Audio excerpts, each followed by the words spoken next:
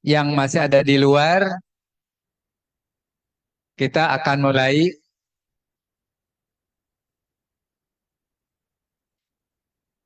Bismillahirrahmanirrahim. Assalamualaikum warahmatullahi wabarakatuh. Alhamdulillah bahwa pada pagi hari ini kita akan mendengarkan dan ini merupakan ilmu buat kita semua. Semoga berkah dan sebelum dimulai, saya ingin menyampaikan dulu informasi tentang pemateri. Ya, nama lengkapnya Profesor Dr. Ing Lajuardi MSI. Ternyata beliau ini teman saya saat di ITB. Saya nggak nyangka juga karena berubah sih kalau ya apa ya dulu mah masih muda. Iya, sama tapi saya yang lupa gitu. Untuk Lajuardi masih hafal saya gitu ya. Oke, beliau kelahiran Jakarta 69. Eh, nah, pendidikan yang penting nih. Jelas sudah married dia walaupun ganteng sudah married ini udah punya anak dua. Tapi tinggal di mana, Pak? Di Pekanbaru, ya. Oke. Pendidikan 2000 sampai 24 PSD di Universität der Bundeswehr München. Wah, di kota besar ini di München ini. Jerman Barat ya. Kemudian masternya di ITB. Ya tadi sudah saya ceritakan. Eh ada bah SSI. Oh, S1 ya. S1-nya di Riau juga, di Riau. Jadi kembali ngajar ke alma mater ya. Alhamdulillah. Profesional, wah banyak juga ini. Waduh, banyak nih. Yang jelas posisi profesor sekarang dan penelitian semua berhubungan dengan elektronik. Jadi ahli instrumentasi khususnya sensor. Ya, khususnya sensor dan kita di mitigasi bencana ini sangat dibutuhkan instrumentasi tentang sensor yaitu early warning system. Ya, kemarin saya bersama mahasiswa buat early warning system sensornya tuh ultrasonik, Pak. Arduino yang dipakai karena itu eh, cepat lah, populer dan mudah dipahami. Kolaborasi internasionalnya juga sudah banyak. Ini dengan TU Chemnitz. Chemnitz. Baca Chemnitz. Astagfirullahaladzim. Chemnitz ya. Fakultas Elektronik. Ada juga pernah datang ke FKIP dari Chemnitz juga. Tapi keguruan. Ya. Kemudian dengan Cina juga ini ya. Taiwan. Nasional Chungxing University. Saya nggak tahu bacanya Chung atau Kung nih. Chung ya. Ah, Chungxing. Soalnya antara Jerman dengan Cina kan Cina tuh C ya. Kalau Jerman kadang-kadang C, kadang-kadang H ya. Kayak ih kan berarti kayak ke K ya, bukan ke C. Ke C jadi ich. Oke. Kemudian teknis Universitas Braunschweig. Nah, Braunschweig ini banyak juga orang Indonesia ya. Banyak ini. Tahun berapa? 2019. Alhamdulillah. Kolaborasi ini ya. Tapi datang ke sana ya. Oke, saya alumni Jerman, Pak. Belum pernah pergi ke Jerman lagi. Oke, lanjut. Sebagai visiting atau invited speaker, ini banyak juga luar negeri nih rata-rata. Ya, tapi ada Indonesia juga nih. Sudah keliling Indonesia, Pak? Paling ke Irian Jaya sudah ya? Oh, baru ke NTB ya? Ternate. Maluku berarti itu ya? Belum. Ternate Tidore kan Maluku itu. Nah, dekat-dekat. Oke. Alhamdulillah. Award Ini penghargaan juga banyak nih, Pak Prof ini. Terakhir 2024 itu visiting profesor TU Cambridge. Apa ini 2024 nih? Oh, kunjungan ya. Kunjungan. Terakhir di Amerika. Tahun berapa di Amerika nih? Baru-baru ini. Oh, 2023. International Journal juga banyak. Committee member. Berarti ini tim reviewer ya. Committee member, tim reviewer berapa? Aha. Reviewer Education Scholarship, Beasiswa Pendidikan Indonesia BPI. Oh, untuk beasiswa bisa ditanyakan juga ini. Beliau termasuk beasiswa ternyata. Oke, research interest. Eh, khususnya pembuat lab on chip. Berarti sekarang kan sistemnya konsep for bioanalytical device. Biosensor lebih khusus ya Pak ya. Maksudnya biosensor itu berhubungan dengan biologi atau gimana nih? Berarti bisa instrumen alat-alat kesehatan ya Pak ya. Karena makanya cocok dengan Bapelkes ini. Oke, proyeknya banyak dia Bapelkes ini nih. Oke, karena sudah ada cukuplah 5 menit. Buku yang dikarang juga banyak lah ya ada gitu ber-ISBN itu ini bisa jadi dokumen untuk MMB nanti mungkin bisa sekali waktu jadi dosen tamu Bu ya Pak Lajuardi ini dari Padang tapi ngongkosinnya itu yang repot. Tapi kita kan ada Zoom ya Pak ya. Ah, insya Allah ada kesediaan Pak. Alhamdulillah. Oke. Oke, untuk waktunya saya persilahkan Pak Prof. Lajuardi untuk dimulai. Kita ikuti dengan happy ya. Happy karena kalau tidak happy nggak ada yang masuk nanti. Ya, oke, silakan. Terima kasih. Assalamualaikum warahmatullahi wabarakatuh. Baik, terima kasih. Assalamualaikum warahmatullahi wabarakatuh. Selamat pagi, yang terhormat Ibu Dr. Teti, Bapak Dr. Kosim. Ini dua-duanya teman saya nih. Mungkin duluan kenal Pak Kosim daripada Bu Teti. Pak Kosim ini 94, 95 kami udah ketemu di Bandung. Sama-sama mengadu nasib di ITB.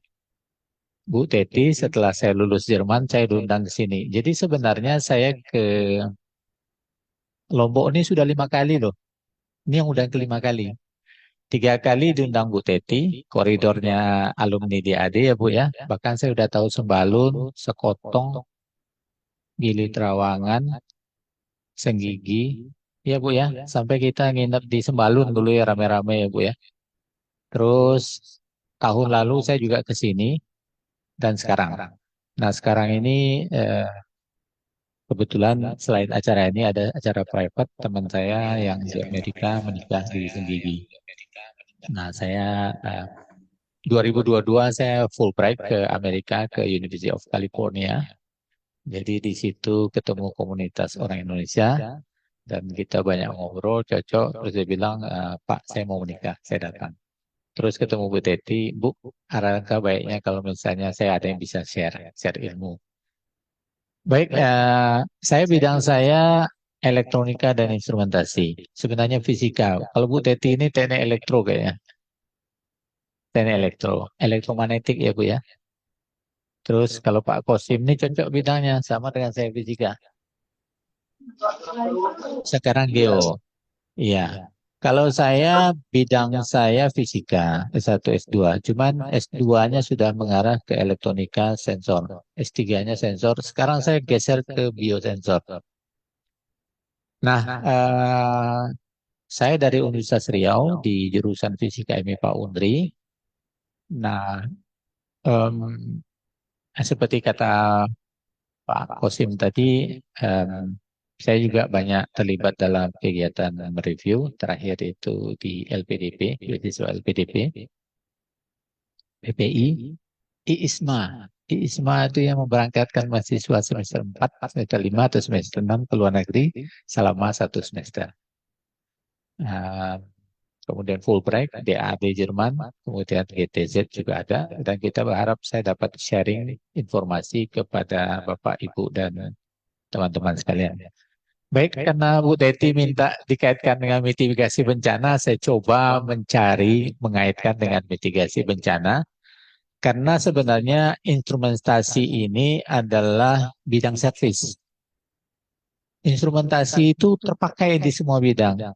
Ibu Teti misalnya mengukur geomagnetik, kami bikinkan alatnya.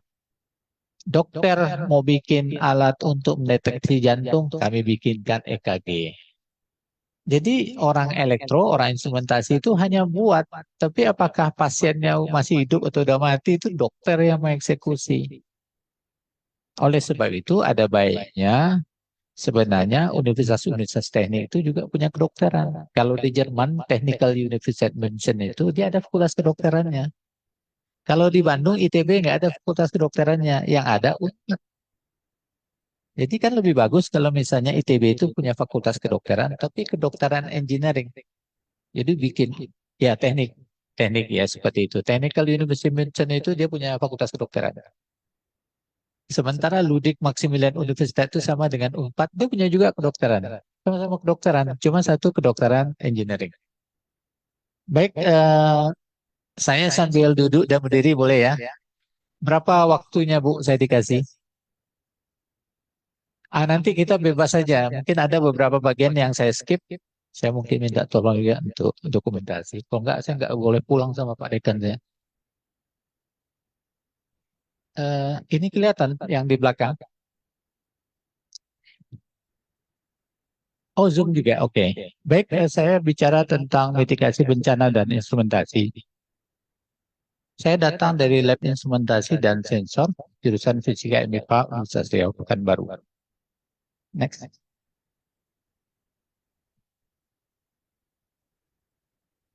Nah, kita cerita tentang mitigasi bencana.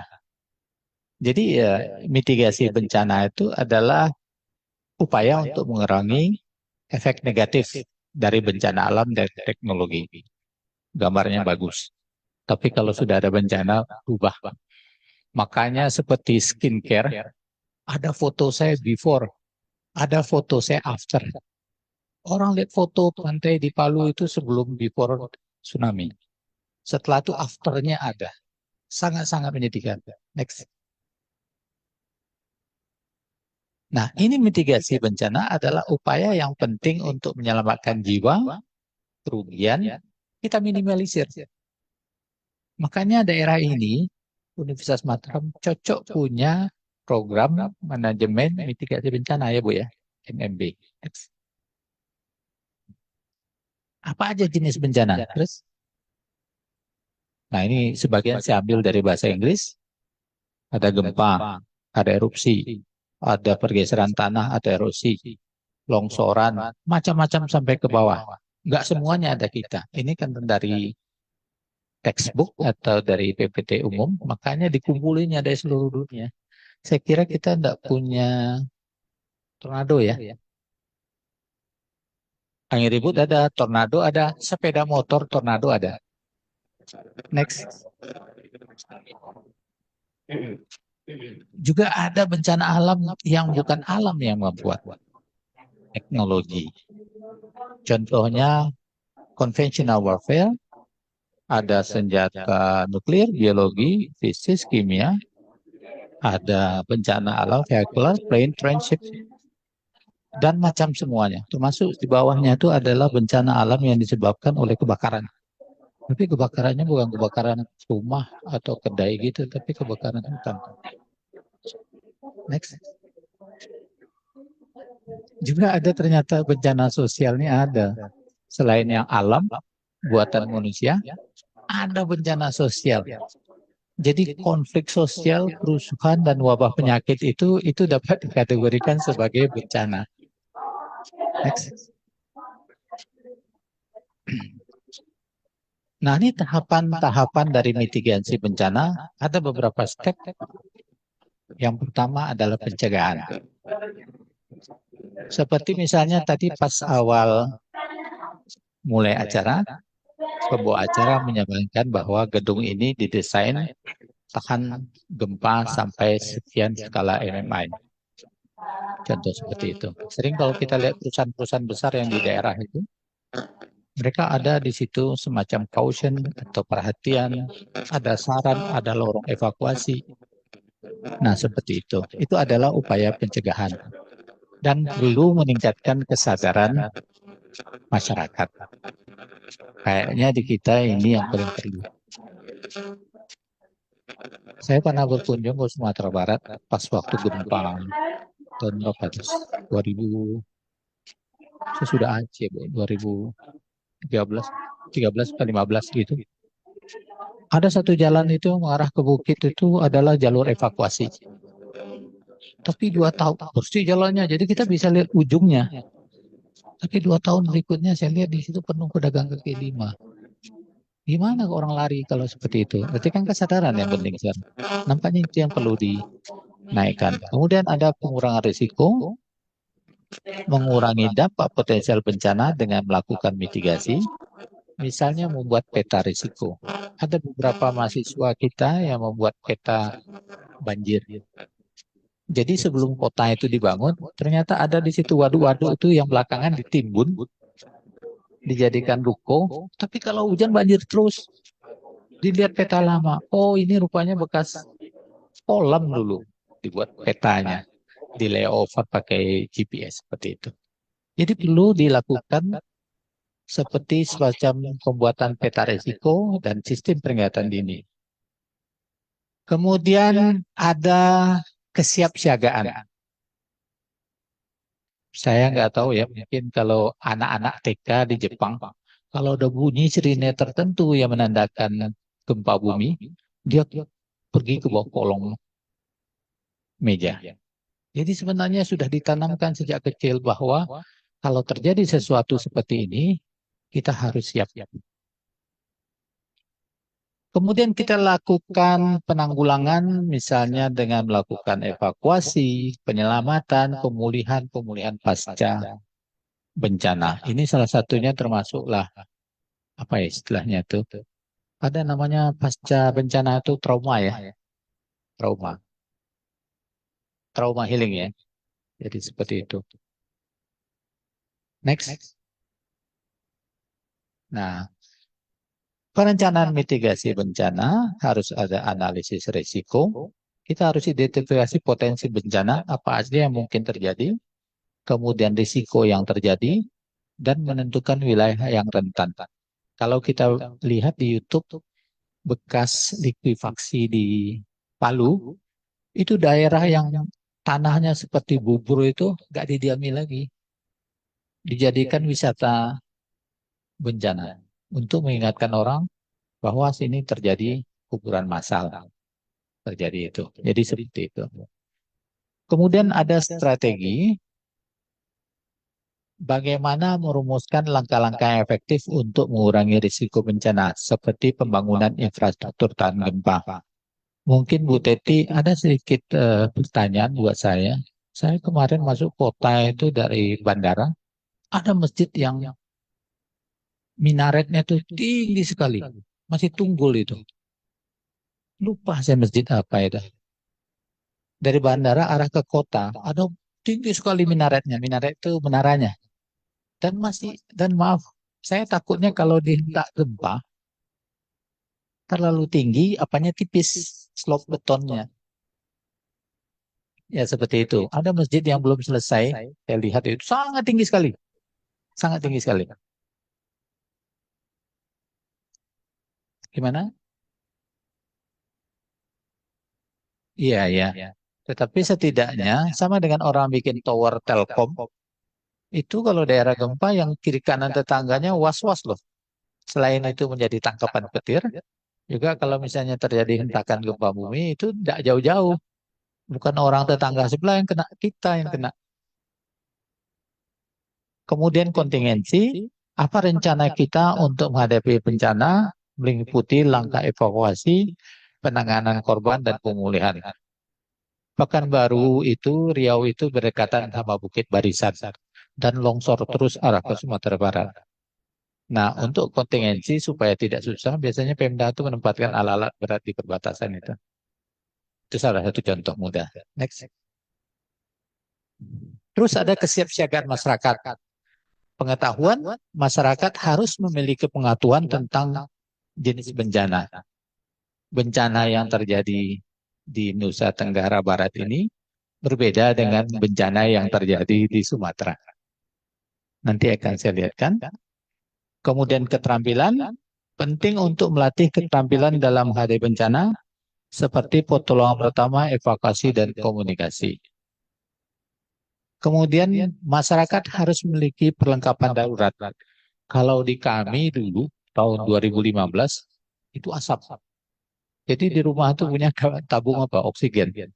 Takut nanti asapnya langsung seperti kayak gitu kan. Jadi saya sendiri punya tabung oksigen berapa itu? Yang putih sekitar 40 cm itu. Jadi saya takut juga sesak nafas itu. Serta adanya siaga bencana, ada makanan, air. Tapi saya belum dengar ya Bu ya. Orang di kita itu bangun bunker itu di bawahnya tuh ada sarden sebanyak sekotak, 10 kotak, Indomie berkotak-kotak. Nanti kalau ada bencana di situ belum ada. Belum ada ya Pak ya. Di Amerika, di Eropa orang tuh bikin bunker itu di mana dia sembunyi di bawah. Tapi mereka bikin rata-rata kayak daerah tornado itu Pak, mereka punya daerah buat apa? Ruang bawah tanah. Sehingga kalau misalnya disapu tornado yang atasnya dia di bawah. Next. Iya, makanya karakteristiknya beda-beda. Oh, nggak bisa. Lain lagi ceritanya seperti itu. Nah, ini yang dibilang sama Pak Kosim tadi, ada namanya sistem peringatan dini yang berupa deteksi. Kita mempergunakan sistem sensor dan pemantauan untuk mendeteksi tanda bahaya. Kemudian kita olah datanya, apakah ada potensi ancaman bencana, kemudian kita warning. Jadi ini sebenarnya tahap early warning system. Jadi kata ahli bencana, bencana misalnya gempa, sebelum terjadinya gempa besar itu lindu itu muncul, getaran kecil. Baru dia keluar, mungkin magma dalam itu sudah menggelegak, cuma belum keluar. Gelegaknya itu menyebabkan gempa kecil-kecil itu. Nah, beberapa peneliti di luar negeri bahkan memanfaatkan hewan. Contohnya di Turki, di Antalya itu, mereka mempergunakan ular tanah yang dikurung. Ular itu kalau misalnya kerak bumi itu bergeser, dia ada gelisah. Seberapa tinggi tingkat kegelisahannya itu diukur sebagai pergeseran kulit bumi. Seperti itu. Next. Kemudian evakuasi penyelamatan, evakuasi kita pindahkan dari daerah yang terancam ke tempat yang aman. Contohnya yang di Palu, daerah likuifaksi, itu tidak ada orang lagi. Pindahin. Kemudian pertolongan pertama, kita beri pertolongan medis kepada korban bencana. Sekarang saya lihat banyak kali bencana ya. Di Sumatera itu gantian aja bencana. Nah, kalau yang kami lihat itu, asap itu per 4 tahun. 2015, kebakaran. 2019, kemudian 2023. Alhamdulillah kemarin 2023 mungkin kena lembab. Kebakaran ini diduga akibat orang membuka lahan untuk sawit. Cuman saya hanya memikir, di kota Pekanbaru itu ada semak, itu ikut terbakar juga. Nggak mungkin orang menanam apa di situ sawit. Dia nggak sampai seher kok. Yang saya duga ada gas tertentu yang keluar dari sela-sela apa batuan itu. Nah itu sedang kita coba sekarang meneliti. Seperti metan, seperti itu. Nah, next. Terus ada peran pemerintah dan masyarakat dalam bentuk pemerintah memiliki peran penting dalam perencanaan, pelaksanaan, dan evaluasi. Sepertinya di kita itu memang pemerintah itu masih harus dominan. Peran masyarakat harus aktif terlibat dalam itik bangsa seperti mengikuti pelatihan menyebarkan informasi. Kayaknya masih lambat kita ya seperti ini ya. Karena kalau misalnya mengadakan acara, diundang, sedikit yang datang. Tapi kalau sudah terjadi bencana baru datang semua. Ingat COVID-19 dulu, Bu. Tahun berapa? 2009, Anda 2019 belum lagi, 2020. Saya ingat waktu itu nguji mahasiswa S3 Pak Mitra Jamal di ITB, Bu. Saya suntik. Saya suntik ini mungkin belum penuh jari saya ini berapa kalinya. Takut. Masyarakat itu kan takut disuntik semua. Ya karena biasanya kalau vaksin itu kan lebih dari 3 sampai 5 tahun baru diuji. Kalau ini kan enggak kontingensi karena perlu penyakit ini harus cepat diredakan. Vaksin muncul, orang ketakutan. Jadi peran masyarakat ini banyak ya, di situ timbul paper-paper bagaimana caranya orang yang nyuntik turun ke desa tiba-tiba dimusuhi, pintu ditutup semua, takut semua disuntik. Itu peran masyarakat ya. Seperti itu. Next. Nah, ini undang-undang. Banyak rupanya undang-undang. Next. Di sini saya bekerja. Peran fisika, instrumentasi dalam mitigasi bencana. Ini saya ambil dari pekerjaan riset yang kami lakukan, serta beberapa dari proyek kolaborasi. Next. Nah, ini adalah bidang-bidang yang dideteksi sensor. Sensor adalah suatu device atau alat yang mengubah besaran fisik, besaran kimia, besaran biologi menjadi besaran listrik sehingga bisa dibaca dan diolah lebih lanjut. Itu konsep dari sensor. Jadi ada di situ yang diubah apa? Besaran mekanis, contohnya vibrasi, getaran. Nah, kalau dia misalnya dipakai untuk gempa bumi, dia massa seismiknya harus besar.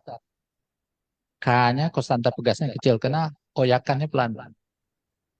Ya kan? Makanya kalau lewat-lewat daerah apa, Bu? Sembalun ya, apa tempat apa geomagnetik dipukulkan di situ dia bergerak sendiri. Makanya alat-alat itu harus sensitif terhadap getaran. Kemudian ada thermal, ada magnetik, bidang Bu Teti, kemudian elektris, optik, optik contoh sensor ya, masuk ke mall, baru berdiri di mall, pintunya udah terbuka, nggak ada yang buka. Seperti itu. Dan sinyal kimia. Next. Nah, saya cerita sedikit tentang sensor. Banyak aplikasinya ya, sensor ya. Bidang medik. Sekarang banyak yang jadi Ultraman itu. Di pinggang kadang-kadang ada alat pacu jantung.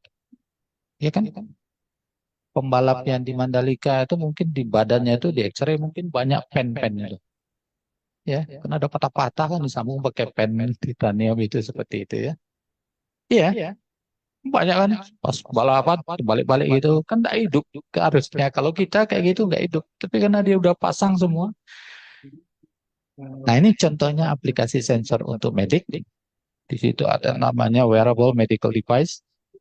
Kita bisa mendeteksi lewat electrochemical, kita bisa fisik, kita bisa deteksi biologi. Contohnya di sini untuk diabetik, kemudian penyakit Alzheimer, penyakit lupa, Bu. Ya, udah tua. Kalau dosen ini penyakit Alzheimer ini tanggal-tanggal tua. Tanggal-tanggal muda hilang penyakit lupa. Kemudian cancer, kemudian glaukoma. Contoh ya. Banyak lagi bidang mediknya. Jangan disebut lagi ibu-ibu. Kalau misalnya, maaf, kalau misalnya melewati masa kehamilan, datang ke dokter USG untuk mengetahui apakah bayinya, calon bayinya sehat atau tidak. Jadi pakai ultrasonik. Next. Ini contohnya ya, USG juga untuk mendeteksi grafit. Ini sepilih, belum ada kaitannya dengan bencana. Tapi ini saya kasihkan sekilas fungsi dari sensor. Misalnya untuk USG, kemudian untuk cancer, kanker. Next. Nah, ini yang populer pas COVID-19 dulu. Harganya 40.000. Iya kan? Pasang di sini. Apakah saya kena COVID-19? Karena kalau COVID-19 kena, katanya paru-parunya terganggu. Nggak bisa ngisep oksigen. Sehingga darahnya nggak penuh. Nggak kaya sama oksigen. Ukurlah saturasinya pakai ini. Laku keras. Sekarang harganya 35.000 dulu sampai 120 loh satu. Sekarang nggak laku lagi. Jadi diukur kalau 95 saturasinya, oh kita sehat ini. 30.000 gimana ya bilang akuratnya Bu ya? Kalau 30.000 itu $2 kan? Kalau $2, transportasinya dari Cina lagi, publikasinya, saya kira sampai berapa sen ya Mas? Saya ya artinya cukup lah. Kalau akurasinya ya tidak sampai berkoma, kalau itu kan cukup persen itu aja. Berikutnya sekarang jangan disebut lagi Android based sensor itu banyak. Naik sepeda ada ada jam Google ya. Ada banyak. Sensor Ja- EKG, tahu aku. Ini berbasis Android, bisa Enggak ditempel di ada, sini. enggak ada saya. Tahu misalnya di situ pH, kemudian NH14 dan senyawa lain yang ada dalam tubuh. Kemudian ada EKG untuk mengamati observasi jantung. Cuma nanti kalau buat alat EKG, alat medik ini agak susah. Mahasiswa saya banyak juga bikin alat EKG, elektrokardiogram. Buat alat kesehatan ini susahnya kenapa? Alat harus benar-benar dikalibrasi, harus diuji. Jadi ada yang diteskannya sembarangan. Orang nggak sakit jantung jadi jantungan melihat hasilnya. Dia biasanya 130 tekanannya. Alat tidak kalibrasi plus minus 20%, kalikan aja 120 kali 3, mungkin 150, dia pula tensi sudah itu. Jadi membuat alat kesehatan itu berat. Ya, next. Nah ini otomotif jangan disebut ya. Semua mobil-mobil modern sekarang penuh dengan sensor. Misalnya buka pintu aja nggak tertutup pintunya di dashboard muncul merah ya. Kemudian ada ya macam-macam sekarang. Mulai dari mundur, maju, lampunya, kacanya, power window. Ada mobil dulu mau Honda Freed ya. Kan pintunya pintu geser. Gimana kalau misalnya tangan anak kecil begini? Kan dijepitnya. Nah harusnya dia pas gitu ada ketahan dia balik lagi harusnya terbuka. Beberapa mobil-mobil premium, mobil-mobil Eropa, mobil misalnya Mercedes, Stuttgart, BMW di situ, dia punya anti collision system. Jadi kalau di Italia ya Bu ya, rumah-rumahnya rapat-rapat, ada lorong-lorong itu. Tapi mobil lewat, tiba-tiba ada anak kecil mengejar apa bola misalnya, dia udah langsung merem. Anak kecil kan nggak kelihatan tuh, karena rapat-rapat bangunannya. Ada jalan, mobil lewat kan di situ. Nah, tiba-tiba ada anak kecil kena bolanya jatuh dikejarnya, ternyata ada mobil, dia langsung rem. Seperti itu. Next. Ini aplikasi otomotif banyak sekali. Terus, next. Untuk industri. Kita bayangkan alat ini dipergunakan untuk industri. Contohnya buat pabrik Coca-Cola aja. Kan nggak ada yang orang yang bertugas untuk menghitung berapa jumlah botol yang sudah diproduksi. Contohnya seperti ini untuk industri minuman. Silakan berikutnya. Ini untuk mengetahui suatu kontainer, Pertamina nimbun alat. Ini jadi masalah loh. Ini juga banyak bencana human made atau dibuat orang. Kan sering di situ kalau yang disimpannya cuma air nggak ada masalah. Kalau bahan kimia gimana? Ya kan untuk daerah industri. Riau termasuk daerah industri. Industrinya adalah industri minyak, minyak bumi, kemudian minyak sawit, kemudian bubur kertas, kemudian tambang. Dan dia mempergunakan ini dan ini udah harus deteksi bagaimana pengisian pengosongannya itu jangan sampai melimpah dan kena dengan lingkungan. Terus next. Nah ini yang paling penting.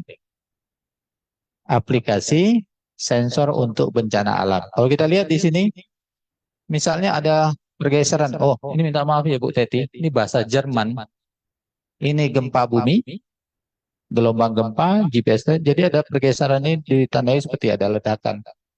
Ini sensor-sensor ini akan mendeteksi misalnya druk itu pressure kanan.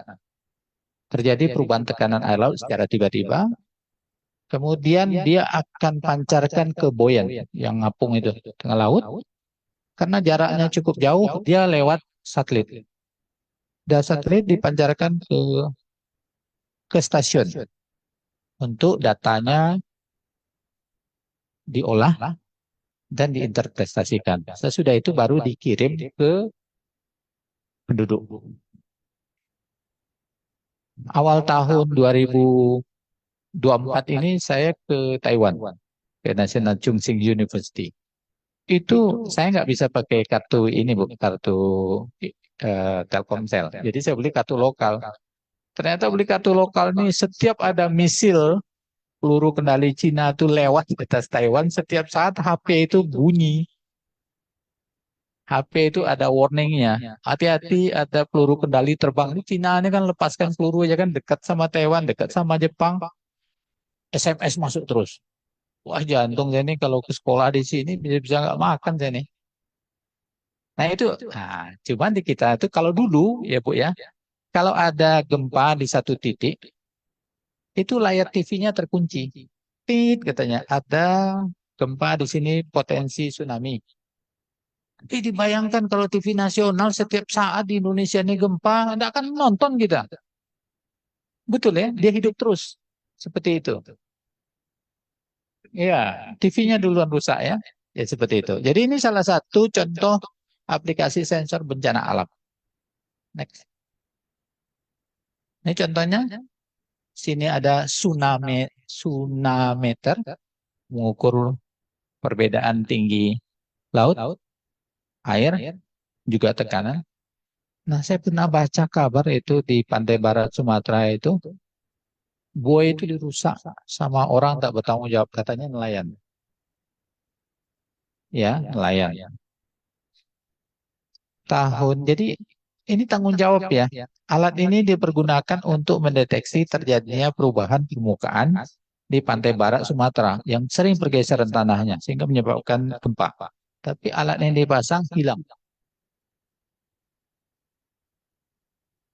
Tahun 99 Bu, saya kursus di Goethe Institute di Matraman, Cikini, khusus bahasa Jerman sebelum berangkat. Jadi saya tahu tuh kereta api Jakarta Bogor itu Bu, karena dekat dengan stasiun Cikini. Pernah sekali stasiun Cikini itu nggak datang-datang keretanya. Rupanya di pinggir kereta itu ada box kuning, itu penanda bahwa di dalam rel yang sepanjang 2 kilometer ini ada kereta sedang berdiri. Kereta lain nggak boleh di dalam 2 kilometer, karena dia kalau direm itu 200 meter baru berhenti. Jadi 2 kilometer itu jarak aman dipasang satu. Hilang. Karena apa? Ada yang maling untuk mengambil kok tembaganya 6.000 kilo. Harganya tuh Siemens itu 40 juta. Bisa dibayangkan berapa orang yang telat ke kantor, berapa uang negara yang habis untuk memperbaiki trafo Siemens itu pinggirnya apa tuh? Supaya nanti kereta lain tidak boleh di dalam trek itu sepanjang 2 kilometer. Itu bisa tabrakan. Nah, ini adalah deteksi tsunami dengan mempergunakan variasi sensor, akustik, tekanan, telemetri. Telemetri maknanya adalah data yang kita peroleh itu dipindahkan ke tempat lain, mempergunakan berbagai mode, bisa pakai GSM Wave, bisa pakai gelombang elektromagnetik, dan segala macam. Next. Ini contohnya landslide. Ini untuk mendeteksi tanah longsor dan banjir dan mempergunakan telemetri. Ini ada antena Yagi ini. Kayak tulang ikan. Ya, satu arah, one direction. Contohnya yang di apa nih? Di Jogja. Di Merapi itu ada stasiunnya kan, dia mengarah ke kota aja. Arah. Tapi sekarang sudah macam-macam. Kalau dulu pakai ini. Sekarang sudah macam-macam apanya. Bahkan ada orang yang beli drone khusus untuk memantau kawahnya. Bikin filmnya. Bagus. Malah bencana sekarang dijadikan wisata. Iya kan? Next. Nah, ini problem kami. Berbeda dengan Nusa Tenggara Barat, dengan Sumatera, kita masalahnya adalah kebakaran hutan. Hutan di situ adalah hutan rawa gambut. Gambut ini sebenarnya kan batu bara muda. Kalau dipres tekanan bumi dia jadi padat. Next. Nah ini kalau udah kebakaran itu, jadi yang punya lahan-lahan sawit itu udah jantungan tuh kalau udah kebakaran. Karena terbakarnya ini akibat sangat panas sekali. Sudah itu api itu nggak di permukaan tapi di bawah. Jadi kalau kakinya kejeblos itu di atasnya masih bersenyum, di bawahnya sudah masak. Jadi sawit ya. Karena apinya pindah dari satu bagian ke lain itu bukan dia Pak, tapi ranting itu terbakar tuh bisa, ya ranting terbakar kan bisa seperti apa ya, dijentik itu, pindah sebelah. Nah ini contoh problemnya dengan daerah kebakaran hutan adalah kita mau tahu histori dari api, kemudian ukurannya berapa, lokasinya berapa, kemudian bagaimana kecepatan dari depan api. Next. Nah, ini contoh kampus kami, Bu, pas hujan, pas 2015, 2019. Nggak lihat ya?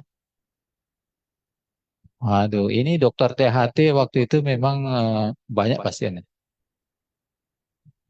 Ya, nggak kelihatan ya kampusnya. Bahkan waktu cut sekali, Bu, itu tiang listrik di depan nggak kelihatan. Kita ngadakan conference dulu 2015, narasumber kita dari Jerman, dari Malaysia, itu nggak bisa mendarat. Kita dari terbangkan ke Batam, Singapura ke Batam, Batam ke Padang, Padang jalan darat ke Pekanbaru. Nah ini akibat apa? Akibat kebakaran hutan, hutan gambut. Yang katanya akibat orang yang menanam sawit. Sawit di kita ini kan banyak. Sebenarnya yang banyak itu di Malaysia. Cuman Malaysia itu sekarang nggak mau sawit, kebunnya di Indonesia.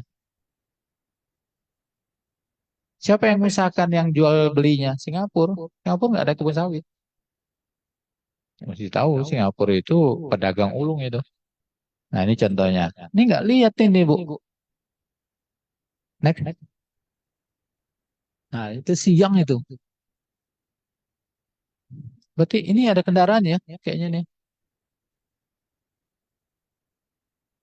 Nggak kelihatan. Ini bencana alam. Kalau dibilang oleh sebab orang, kita herannya Bu. Ya itu kayak misalnya daerah yang tengah kota aja bisa terbakar. Nggak mungkin orang habis, katanya gini, setelah terbakar orang nanam sawit. Tanah itu kan asam. Akibat terbakar, dia jadi basah. Dia menjadi lebih netral. Udah untuk nanam. Kan banyak dulu orang-orang tua kita sebelum buka ladang, dia bakar hutan, baru dia tanam. Nah, kita menduga hanya terjadi sesuatu, ada gas yang keluar dari permukaan tanah itu. Dan itu juga menyebabkan terjadinya api itu menjadi apa? Menjadi besar dan tidak apa. Dia kalau di permukaan nggak masalah, tapi dia di bawah ini, karena gambut itu kan dalam. Dan mesti diingat, kalau kebun sawit itu dibuka, dia bikin kanal. Kanal itu namanya kanal gajah. Kanal gajah itu supaya gajah nggak bisa lewat. Satu. Yang kedua, ninja sawit nggak bisa nyebrang. Ninja sawit ini nyolong sawit. Nah, kalau dibuka kanalnya itu tentu kuah-kuah yang ada di dalam tanah itu kan turun dia ke tanah menjadi kering. Itu mudah kali kena api. Gitu. Next. Nah, ini contohnya di kebun sawit. Kalau kayak gini nggak bisa dipakai sawitnya nih, Ibu.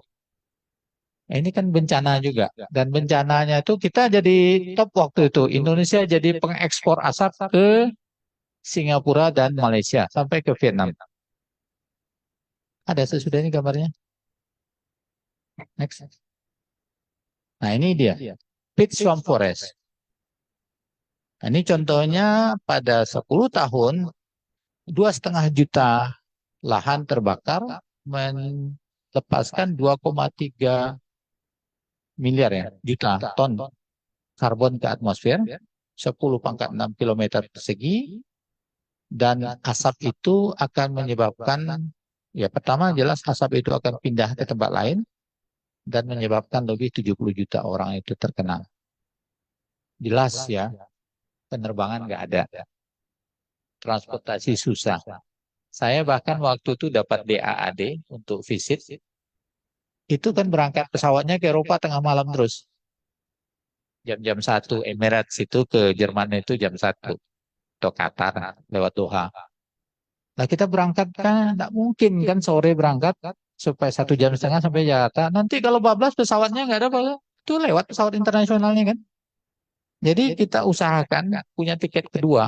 Pertama, kita sehari lebih duluan berangkat. Supaya nanti kalau pesawat ini lepas, yang ini masih ada. Pesawat nggak bisa turun. Karena yang nggak usah yang di atas, Bu. Yang di bawah aja nggak kelihatan. Nah, ini bencana alam. Kemudian tanaman ini nggak berbuah. Durian itu nggak jadi. Karena asap durian nggak jadi. Ya, contoh ya, yang durian itu kan cuman nggak ada ya. Di kita jarang dikebunkan. Kecuali di Thailand, Malaysia. Nggak jadi. Oh banyak ya, ya betul-betul. Yang rektor yang lama ya Bu ya. Kita makan durian sama-sama. Next. Dulu pakai ini. Sekarang pakai drone. Ini susah. Harganya mahal. Bisa 1 miliar, 2 miliar. Harus ada orang yang pandai apanya. Mengendalikannya. Dulu pakai ini untuk mendeteksi. Kemudian di situ ada kamera. Kemudian di layover ke pakai apa? Pakai GPS apa namanya? Bukan GPS. Ada semacam programnya itu. Sehingga kita bisa tahu koordinatnya.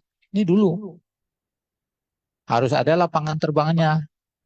Apa namanya tuh? Lapangan terbang kecil. Harus ada personal. Mahal. Sekarang pakai drone aja. Next. Terus pakai satelit. Nah, ini yang masih pakai satelit. Kalau ada yang pakai geospasial dan pengolahan data citra pakai satelit, bisa langganan. Ada yang gratis tapi terbatas ya. Seperti itu. Contohnya. Kayaknya Indonesia ini harus punya ini nih banyak nih, Bu. Karena luasan kita terlalu luas cakupannya dan kita hanya langganan aja. Seperti itu. Next. Nah, ini contohnya. Dulu kami ngembangkan ini sama TU Munsen, Bu. Jadi ada namanya sistem RT RW. Komunikasi kalau dia di hutan itu kita sebarkan modul kecil-kecil itu. Dia sering komunikasi. Cuman ini memang susah mengendalikannya. Kalau 5 sensor melapor ke 1 orang. Kalau yang 1 orang ini terbakar, ke siapa lagi yang melaporkan gitu. Jadi harus ada algoritmanya. Dan ternyata algoritmanya ini juga menyebabkan lama dia menginformasikan seperti itu. Tapi kita sudah coba ini pakai Bayesian ini, Bu.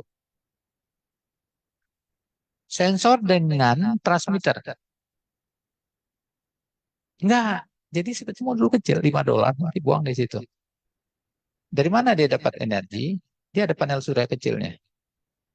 Nah, kita mengembangkan bukan cuma modulnya, juga panel surya kecilnya. Kemudian ada lagi misalnya bertenaga angin. Pokoknya kalau ada kebakaran, dia terbakar. Tapi sebelum sempat dia kebakaran, dia tunjuk tangan. Saya terbakar nih, gitu.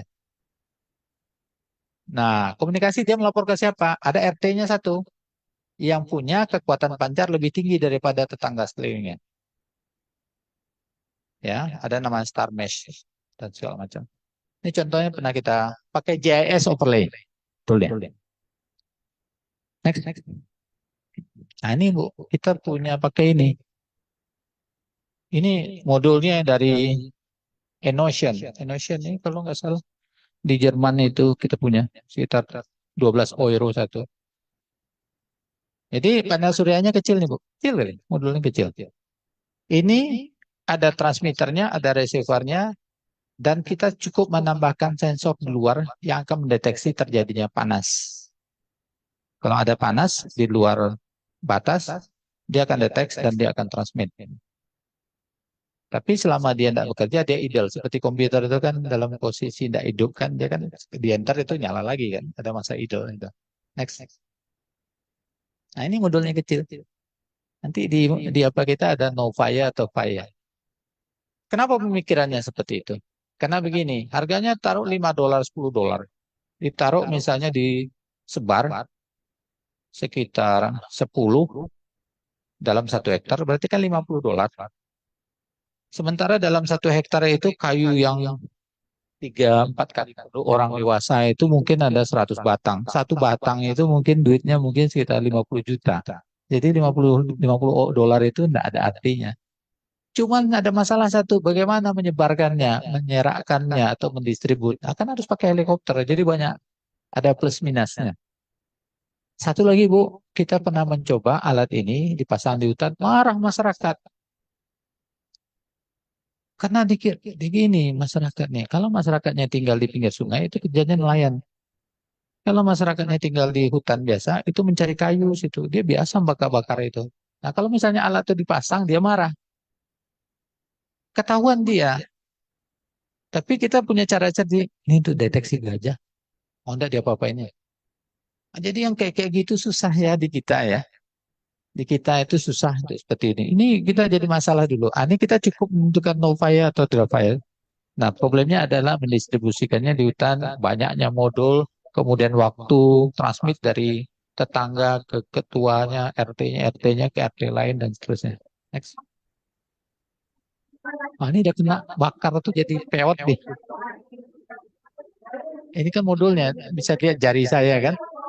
Nah, sebesar itu modulnya itu. Itu sekitar 5 sampai 10 euro satu. Jadi ketika ada terbakar tuh memang peot dia, hangus dan lunak. Next. Nah, terus ada lagi caranya. Gimana kita masangnya? Nah, kita pasang di pohon gitu. Ini ditemplokin sini. Terus gimana hidupnya Pak baterainya? Kita pakai termoelemen. Termoelemen itu si back effect atau filter effect, dia manfaatkan perbedaan suhu. Kalau misalnya 1 Kelvin, dia timbul tegangan. Sekarang yang dalamnya apa? Kita tusukkan ke pohon. Bagian yang nempel keluar, bagian dinginnya. Sebenarnya termoelemen ini banyak dipakai mobil-mobil mewah, misalnya BMW. Cuman dia energi yang dihasilkannya kecil, hanya dipakai untuk skala tersier. Contohnya hidupkan lampu-lampu kecil. Kan knalpot itu panas. Panasnya kan terbuang aja. Nah, dimanfaatkan untuk tempel itu, kemudian satu lagi sisi dinginnya. Kan ada perbedaan suhu. Nah, itu kita pakai termoelemen. Terus, nah ini contohnya. Ini yang kita bikin untuk deteksi kebakaran tadi. Jadi ada termoelemennya, kemudian ada batang aluminiumnya, dipasang nih, ditempel di pohon. Next. Nah, kita dapat tegangan yang dihasilkan, berapa tegangannya. Pokoknya kalau lebih dari, ini suhu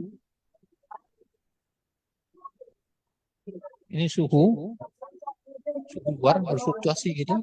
Ini tegangan yang dihasilkannya. Kita perlu hanya 15 milivolt untuk menghidupkan Enosian modul tadi, untuk transmit tadi. Lumayan 1 kilometer. Next. Nah ini kita dapat 87,5. Udah cukup. Terus apakah dia mancat terus? Enggak. Dia kan ada idle-nya. Nanti kalau ada api baru dia transmit. Nah makanya dia disimpan dari super kapasitor. Next. Nah ini contohnya modulnya untuk tegangan rendah menjadi DC to DC sekitar 3-4 volt. Cukup untuk bikin detektor kebakaran hutan tadi. Nah, tadi ada saya bilang pakai filter effect, pakai baterai nggak mungkin, mahal. Yang kedua baterainya kalau habis dalam 1,5 bulan, gimana ganti hutan di mana kita taruh tadi? Nah, kita pakai misalnya dia tenaga angin, saya kira itu. Jadi pelan anginnya sudah cukup. Sebenarnya kalau di Nusa Tenggara ini di pinggir pantai ini harusnya ada pembangkit tenaga angin. Ya seperti itu. Karena anginnya kenceng di sini, Bu. Terus, nah ini contohnya modulnya yang kita buang itu. Yang lain nih, ini kita buang. Jadi nanti dia akan transmit. Next. Nah, ada juga problemnya untuk sawit. Kita pakai biosensor. Mungkin kita cepatkan saja karena waktunya terbatas. Oke, terus. Nah, ini contoh ya. Sawit itu diolah jadi minyak. Kadang perusahaan itu punya pipa pembuangannya itu banyak itu ke sungai. Pas hari hujan diturunkannya, jadi nggak kelihatan airnya karena banjir kan. Akibatnya apa? Masyarakat jadi gatal-gatal, ikan mati dan segala macam. Sekarang kita deteksi, ini kan termasuk buatan manusia ya, pencemaran lingkungan atau bencana alam, tapi yang dibuat oleh manusia. kita deteksi mempergunakan biosensor. Biosensor adalah sensor yang mendeteksi perubahan biologis menjadi besaran fisika tegangan. Apa yang kita pergunakan di sini? Kalau orang di Turki mempergunakan ulat tanah, kalau kita mempergunakan green alga. Alga adalah tumbuhan tingkat rendah. Sama dengan tumbuhan, dia akan menyerap karbon dioksida, dikasih cahaya, dikasih makanan, dia akan fotosintesis. Kalau dia berfotosintesis, dia akan produce O2, oksigen. Cuman karena dia dalam air, itu namanya dissolve oksigen, oksigen larut. Jadi yang kita deteksi apa? Dissolve oksigennya, nafas dia, yang dikeluarkan dia. Nafas dia hanya terhenti ketika dalam kondisi makanan ada, hidupnya nyaman, karbon dioksida yang akan diolah ada, nutrisi ada. Katakan dia 1000 molekul. Tapi ketika mediumnya tuh tempat dia tinggal air itu tiba-tiba ada pestisida atau ada racun, dia jadi kecekik. Nggak 1000 molekul lagi dihasilkan. Misalnya turun jadi 500. Turun naik molekul itu yang kita deteksi. Seperti itu. Next. Nah ini kerjasama sama TU Munchen. TU Munchen itu saudara Joachim Wies. Jadi di sana itu kalau punya perusahaan TU Munchen ini terkenal tempatnya Ilham Habibie. Ilham kan di sini. Bapaknya di RWTH ya. Renis Westphalihe Technische Hochschule di Aachen. Bapak dia anaknya di TU Munchen. Jadi kita kerjasama dengan ini mempergunakan biosensor tadi. Kita mempergunakan sebenarnya living cell. Makanya green alga itu kita sebut sebagai living cell. Apa yang kita deteksi? Ternyata sel itu kalau dia misalnya terjadi metabolisme, ada 4 parameter yang kita cek. Yang pertama oksigen terlarutnya. Yang kedua nilai asamnya pH. Yang ketiga adalah impedance-nya. Kemudian ada suhu. Dengan mendeteksi 4 ini, kita tahu sel itu bisa jalan atau vital atau tidak. Nanti aplikasinya apa untuk medis? Nanti bisa dipergunakan untuk mengamati sel kanker, tumor. Next. Nah ini contohnya kerjasama. Kita bahkan ada kirim mahasiswa ke situ. Dulu duit menteri banyak, Bu. Sekarang nggak ada lagi. Waktu itu masih ada. Sekarang kayaknya, sekarang program-program IISMA itu lah. Cuman IISMA itu untuk mahasiswa yang masih kuliah, ini juga saya. Nah, seperti itu. Next. Nah, ini green alga tadi. Di mana dapatnya? Banyak di sungai-sungai kita nih banyak alganya. Tapi nggak tahu dia cocok sama apa, dia sama rentan sama apa. Maksudnya itu dia sensitif terhadap pestisida apa contohnya seperti itu. Next. Nah ini bahkan kita ternakkan di situ alganya. Beberapa orang menternakkan alganya untuk diambil patinya, jadi pil-pil itu kan. Green alga 300.000 satu botol kan itu untuk obat sehat dan segala macam. Nah ini kita ambil nih yang di bawah nih indukannya. Next. Nah ini kita masukin dalam chamber itu. Dalam chipnya itu. Chipnya ukurannya cuma 0,6 mili diameternya. Tapi di dalamnya ada 7 sensor. Ada sensor pH, deteksi keasaman. Ini tahu ya, adik-adik sekalian. Kalau punya bisul di sini ya. Coba rasa. Ini yang nggak kena bisul dengan ini, beda nggak suhunya? Harus semangat ya. Ya kan? Ini kan pernah terjadi ada radang atau apa panas kan. Nah makanya T-nya diukur itu. T itu kan temperatur. Nah ini kita taruhkan dalam chamber itu. Kemudian di dalamnya tuh ada 7 sensor. Ada 2 sensor dissolve oksigen. Karena dia kan alga akan menghasilkan oksigen. Ada 2 pH. Ada 2 impedansi. Ada 1 suhu. Ya. Sebenarnya ini juga dipergunakan untuk rapid test. Contoh, karena suatu perusahaan mengembangkan sampo. Sampo untuk anak dengan sampo untuk kita beda ya. Sampo untuk bayi itu pasang gitu, kena matanya, nangis nggak anaknya? Kalau sampo kita kena mata, nggak usah siram, pedih mata kan? Nah, itu namanya rapid test. Jadi sel mata itu, simulasinya itu ditaruh di situ, kemudian dikasih samponya. Ada enggak perubahannya? Makanya salah satunya dipakai untuk kosmetik ini, uji ini. Dengan menternakkan sel tertentu itu. Sel mencit juga bisa dipakai. Kita terakhir pakai yeast, ragi. Ragi yang kita masukkan di situ, ragi, tahu ragi ya? Itu bikin tempe. Tape bukannya untuk lagu, Pak, tape recorder. Tapai. Apa ya? Nah, jadi tapai itu untuk fermentasi kan? Nah, itu kita pakai, Bu. Bahkan bisa dipakai untuk menentukan apakah suatu makanan yang jual-jual anak-anak SD itu mengandung pemanis buatan. Sakkarosa, fruktosa, glukosa. Ada papernya kita di K1. Assalamualaikum warahmatullahi Jadi itu yang kita ternakkan wabarakatuh. dalam. Kalau orang Turki tadi apa yang dia ternaknya dalam kotaknya? Ular kan? Ditengoknya ularnya semakin gelisah. Ah, ini berarti Hai, bentar lagi ada gempa bumi nih. halo, Nah, kita enggak. halo.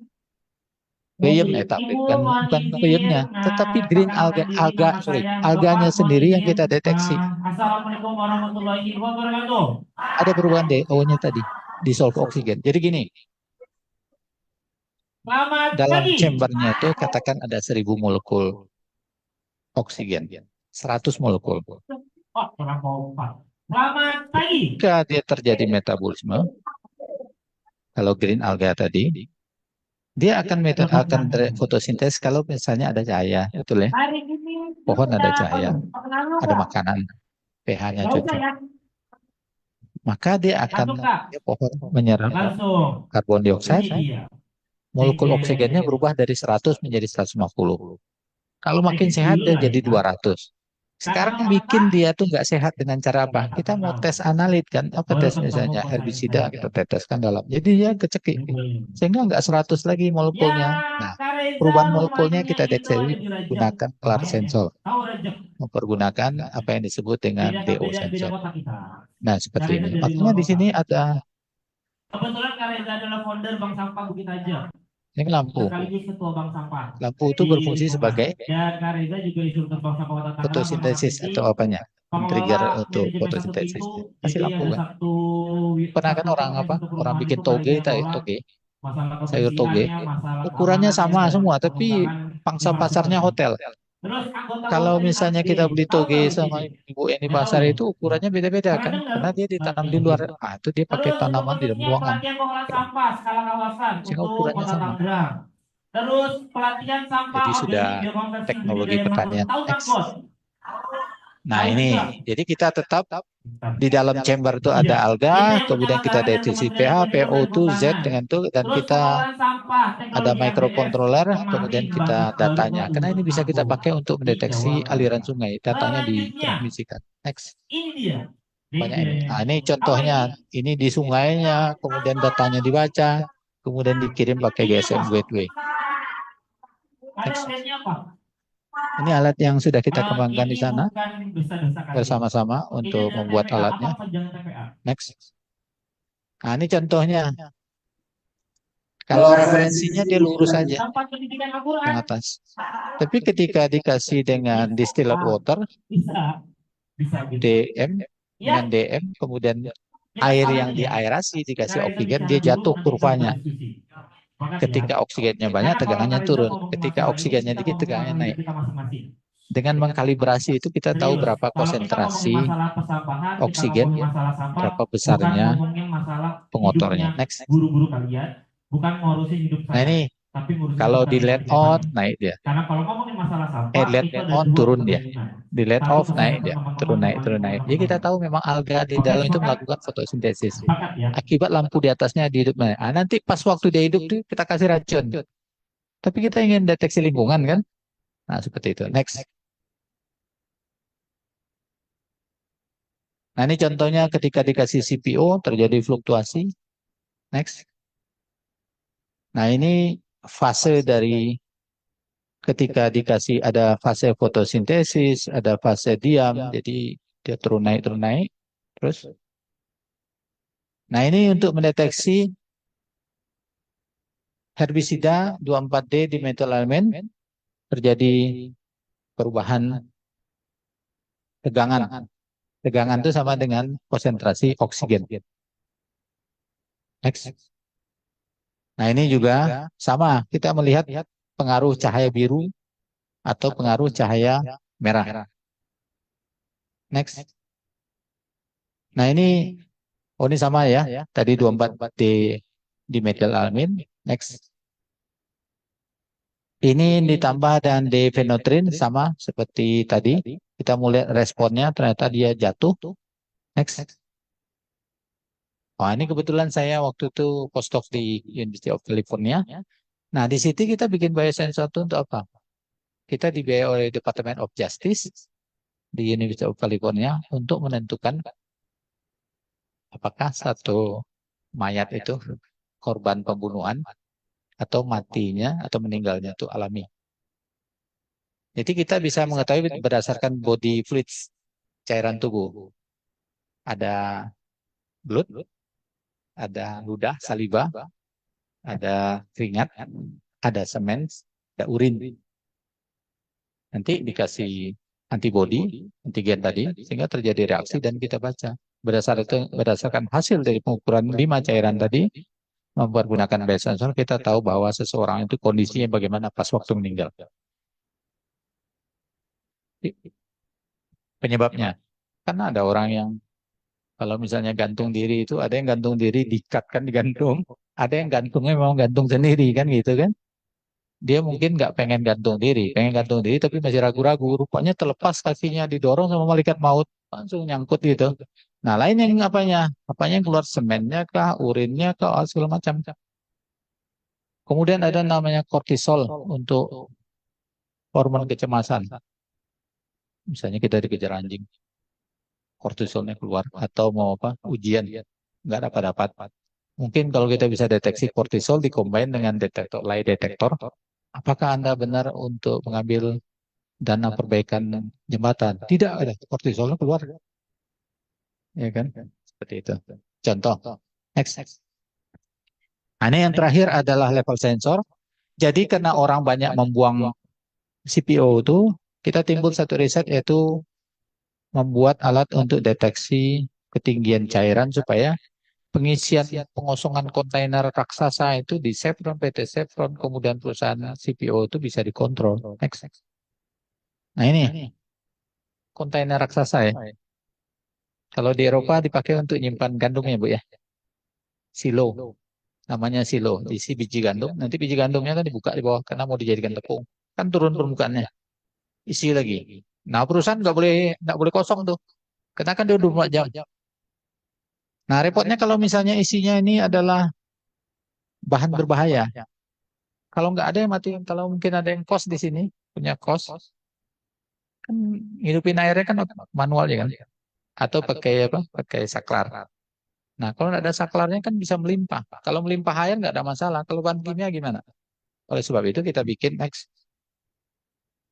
Ya sensor untuk deteksi ini supaya tidak terjadi meluap. Tapi ini bahan kimia Pak, bukan untuk air. Next. Nah, ini contohnya alat yang sudah kita bikin di sini. Ini kerjasama dengan Fafnir Jerman. Jadi untuk alat itu deteksinya seperti ini. Nah, seperti ini kira-kira yang kita kerjakan di sini. Ini sebagian dari pekerjaan mahasiswa saya. Next. Oke, saya kira itu aja. Terlalu banyak mungkin bahannya. Jadi hasil-hasil riset dan saya mencoba mengaitkan dengan bidang mitigasi bencana. Terima kasih. Mungkin ada pertanyaan kan? Pertanyaan silakan.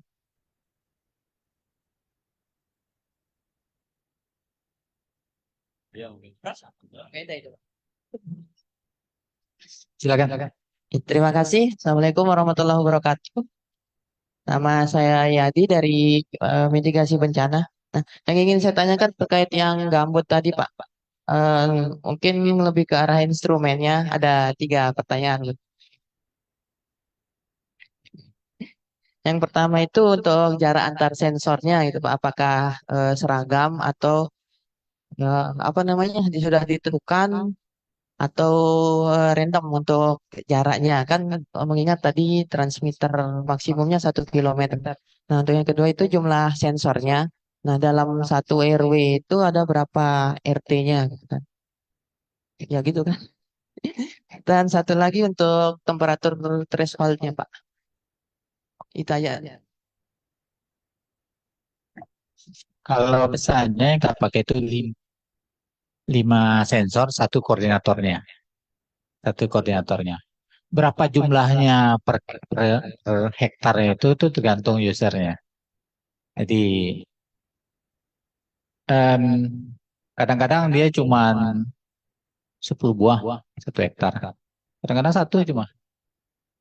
Jadi itu hanya untuk masalah desain.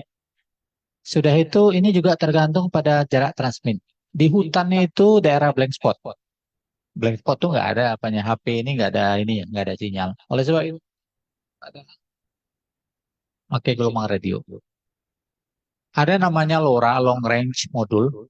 Itu bisa sampai 100 kilo. Kita pernah coba 10 kilo saja sudah nggak bisa karena lengkung bumi ini.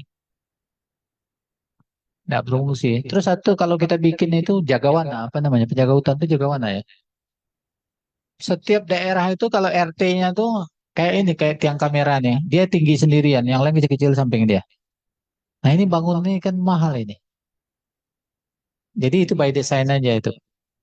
Seperti itu. Terus yang satu lagi apa tadi? Satu. Temperatur thresholdnya Pak. Temperatur threshold itu kita pernah coba 50 derajat. Soalnya begini, kalau misalnya ada kebakaran di situ, itu jarak-jarak sekilo itu sudah panas itu. Sudah panas. Apa ya sampai 50. Tapi 50 derajat pun kadang-kadang sensornya nggak apa namanya itu nggak bereaksi. Nggak bereaksi karena begini kita kan berusaha menggunakan NTC. Mungkin ke depannya kita nggak pakai sensor NTC lagi tapi pakai sensor gas. Karena katanya kalau misalnya kebakaran hutan ini gas ini yang lebih kemana-mana seperti itu. Seperti itu. Cuman ya tetap kalau itu tuh tergantung pada kos, tergantung biaya. Sekarang orang sudah pakai yang lebih canggih lagi, pakai satelit dengan pakai drone. Sehingga yang metode lama ini apa? Sekarang seperti itu. Ada lagi yang ketiga apa tadi? Sudah tadi Pak jumlah sensornya. Oh, jumlah sensor itu customize. Iya. Customize jadi seperti itu. Makin banyak dia makin ribet deh. Ya, satu lagi mungkin Pak terkait dengan ini kan ada yang koordinatornya, ada yang node-nya kan Pak ya. Nah, itu eh, lebih ke respon time-nya mungkin karena kan yang dari node otomatis ngirim ke koordinator, koordinator mengumpulkan terus ngirim lagi ke Betul. apa namanya stasiunnya. Ya, lama itu. Punya waktu sekitar ya sampai 10 sampai 30 detik dia merespon sampai DRT-nya. Belum kesananya lagi. Sehingga kita pakai JIS tadi ya, lama nongolnya dia apa tuh di layar itu seperti itu. Memang problemnya adalah di respon time-nya. Dari sensor sendiri sudah lambat. Ditunggu dulu naik, ada hutan itu terbakar kemana-mana. Sensor masih diam juga, seperti itu. Ya, jadi memang sistem deteksi itu menyesuaikan ya. Belum tentu yang tipe A cocok dengan ini. Nah, itu yang saya bilang tadi. Kita punya banyak green alga di mana-mana di Indonesia. Tapi kita kalau kita mau manfaatkan, kita harus tahu karakteristik green alganya dulu. Misalnya kalau ini dikasih herbisida, katakanlah misalnya 2 atau 4 dimethyl tadi, dia nggak merespon. Alga yang ini merespon. Ah ini berarti ini yang cocok dipakai nanti. Satu by reseptornya, satu antigennya. Seperti itu. Seperti satu analitnya, satu reseptornya. Jadi menemukan itu kan dah kerja dokter nanti. Jadi kalau ini di karakteristik ini, analitnya di karakteristik ini seperti itu. Jadi punya pekerjaan yang cukup untuk itu. Oke, ada yang lain? Silakan.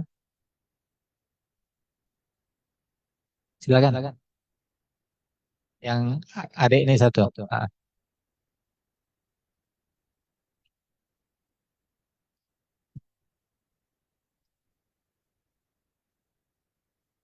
Cek. Oke, baik. Assalamualaikum warahmatullahi wabarakatuh. Waalaikumsalam. Izin bertanya, Pak. Tadi kan ada sensor fire detection yang, Forest fire. Hah? Forest fire. Ya itu, yang ditancapkan di pohon itu, Pak. Ya. Nah, kan tadi baterainya dipakai termo elemen namanya kan. Sumber energinya. Sumber energinya. Nah, apakah eh, sumber energinya itu dipengaruhi cuaca? Soalnya tadi di PPT itu kayak musim salju. Ya. Bagaimana dengan yang suhu di Indonesia yang musim tropis? Apakah eh, sensornya itu nggak rusak kalau misalnya eh, kalau hujan gitu, Pak? Enggak. Jadi gini, pas mengujinya itu Desember. Jadi sedang salju. Jadi ya saya pakai. Yang kita inginkan hanya satu, terjadi perbedaan antara suhu lingkungan dengan inti kayu. Ternyata inti kayu ini lama berubahnya suhunya, intinya nih. Makanya dalam yang kita diamkan, yang di luarnya yang turun naik. Pokoknya bedanya 1 Kelvin keluar tegangan. Kalau dipakai Indonesia, bisa. Bisa. Jadi kalau kita misalnya suhu di sini berapa ya? 27 ya atau 30 di sini. Inti kayu itu nggak sampai situ. Dia nggak kuat berubahnya. Nggak besar perubahannya. Yang luar berapa? Pokoknya antaranya itu ada deltanya 1 Kelvin. Itu diubah menjadi delta 1 Kelvin itu menghasilkan tegangan 15 milivolt. 15 milivolt itu diteruskan ke Enosian tadi, dia perlu hanya minimal 15 milivolt untuk dinaikkan menjadi 3 sampai 4 volt DC. 3 sampai 4 volt DC itu sudah cukup untuk modul transmitter. Malah lebih cocok lagi di tropis ini. Ya. Cuman ya ini modul pellet termoelemen itu dia dua sisi, dia reverse. Ada yang mempergunakan efek Seebeck, ada yang mempergunakan efek Peltier. Seebeck, perbedaan panas mengeluarkan tegangan, sementara Peltier efek dikasih tegangan mengeluarkan perbedaan panas. Contohnya apa? Perbedaan suhu. Contohnya apa? Contohnya di beberapa device untuk refrigeran, untuk pendingin apa? Pendingin di mobil-mobil mewah itu kan ada pendingin minuman itu, kotak itu, ada kulkas kecil itu kan memanfaatkan itu. Karena dia dikasih arus, nanti dia dingin dindingnya. Nah, dipakai untuk nyimpan minuman. Nah, itu yang terbalik. Kalau kita enggak, perbedaan suhu menjadi tegangan atau jadi energi. Dia energi aki mobil menjadi perbedaan suhu. Efek Seebeck dengan efek Peltier. Seperti itu. Bisa sekali dipakai untuk apa itu? Seebeck efek. Tapi jangan terbalik belinya. Jangan ya pakai untuk kulkas kalau untuk menghasilkan apa. Yang persoalannya kan satu, bagaimana mengalirkan kabel listrik ke sensor-sensor yang ada di hutan ini. Jadi dia harus otonom.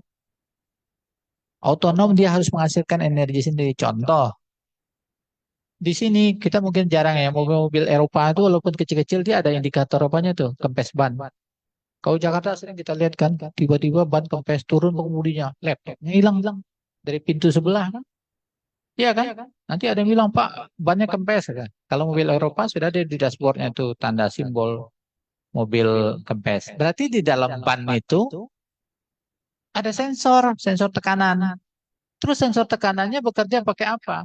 Kan pakai harus otonom menghasilkan listrik sendiri. Nggak mungkin kabel dibelitnya lah kan. Iya kan? Jadi dia harus ada sumber energi otonom apalagi di hutan. 1 hektar 10 biji. Kalau misalnya 500 hektar gimana? Nah, itu makanya timbul satu. Orang sekarang pakai drone. Ya ini teknologi lama. Tapi ini sebagai contoh ya untuk pelajaran kita. Ya, jadi sebenarnya bisa aja dibikin sensor vibrasi. Katakan yang untuk Bu Teti membuat akselerometer untuk gempa bumi. Bisa aja. Yang penting massa seismiknya besar. Konstanta pegasnya kecil. Supaya dia bisa berosilasi ketika gempa. Ya mungkin tugas saya seperti itu, Bu. Nanti bikin telemetri. Nah, seperti itu mudah sekali ya, Pak. Saya dulu bikin sensor itu untuk vibrasi pesawat terbang sama Pak Mitra Jamal. Jadi pesawat itu kalau dia kena turbulen dia begini. Dan logamnya itu harus tahan terhadap getaran karena nanti bisa jadi fatigue. Fatigue itu artinya seperti kaleng Coca-Cola digini-gini kan lama-lama patah. Nah, kalau misalnya pesawat terbang nggak mungkin patah di atas gimana? Nggak bisa ngopi-ngopi di atas. Kalau mobil masih bisa ngopi-ngopi di bawah. Iya kan? Oleh sebab itu harus dideteksi berapa sih frekuensi dia turbulen. Jangan frekuensi pilon pesawat terbang itu sama dengan frekuensi eigen turbulen. Harus dihindarkan. Kan kalau sama nanti resonansi, ikut pula dia bergetar. Nah ini patah dia nanti. Nah, seperti itu, Bu. Jadi bisa dengan membuat instrumentasi seperti itu.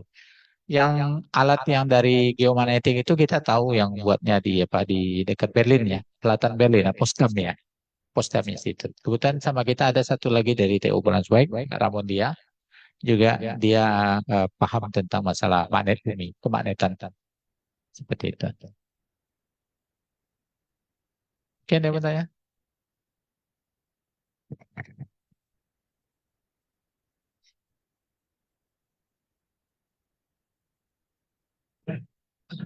Bismillahirrahmanirrahim. Langsung saja Pak. Nama saya Adit dari Prodi Mitigasi Bencana. Tadi sudah disampaikan tentang kebakaran hutan Pak ya di Riau. Saya ingin tahu aja sih sederhana Pak, bagaimana solusi dari masalah itu Pak? Bagaimana peran pemerintahnya dan masyarakatnya di situ Pak? Itu aja Pak. Kalau kebakaran hutan itu nggak cuma Provinsi Riau aja, Jambi, Sumatera Selatan, Sumatera Utara, pokoknya top lah kita sebagai penghasil asap. Jadi yang diharapkan masyarakat kita satu, hanya berdoa saja. Kecuali apa? Kecuali pengusaha sawit. Dia gini Bu, dibakarnya ban dia pergi entah kemana. Ban ini kan lama matinya. Bakar ban mobil, lama matinya. Jadi dia udah hilang. Kalau ada di situ ditangkap lah. Nah, hanya yang harapkan masyarakat satu, hujan. Sebelum hujan itu makanya helikopter tuh seliweran itu bawa apa tuh? Bawa kantong air itu. Itu kan banyak duitnya, kan ingat dulu kan? Sampai beli helikopter sampai berapa puluh hanya supaya itu. Pokoknya itu masa presiden itu, wakil presiden.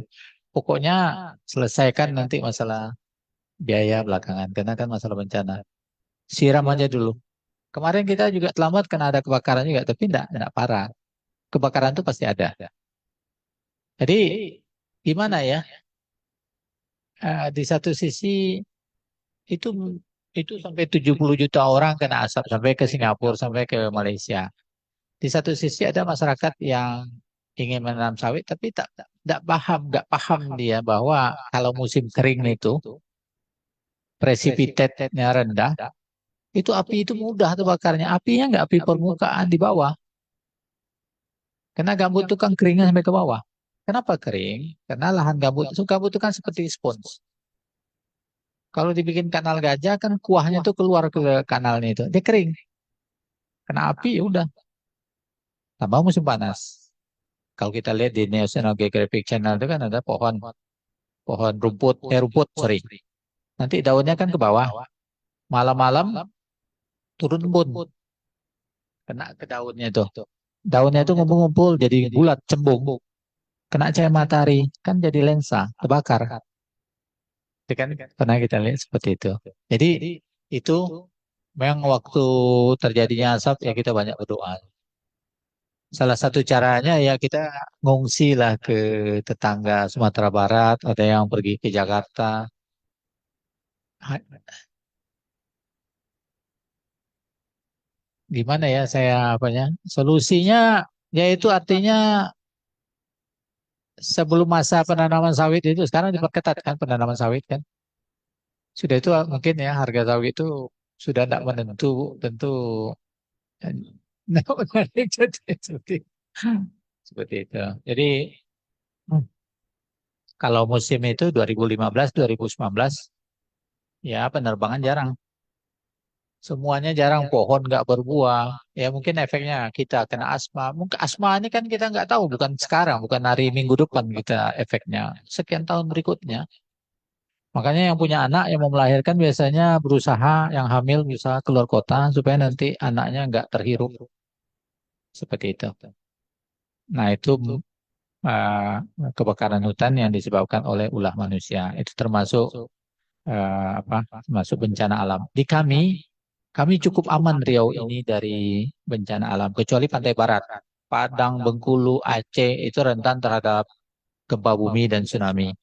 Kalau di pantai timur itu rawa, tapi itu problemnya kebakaran hutan dan banjir.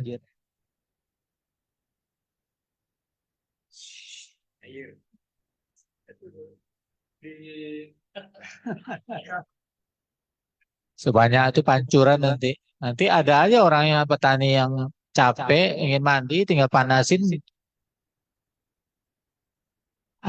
Siapa? Ada yang bertanya lagi? Ada yang bertanya? Ya silakan. Bismillah. Baik, Bismillahirrahmanirrahim. Assalamualaikum warahmatullahi wabarakatuh. Perkenalkan, nama saya Ramdhani Saputra. Saya juga mahasiswa Magister Mitigasi Bencana.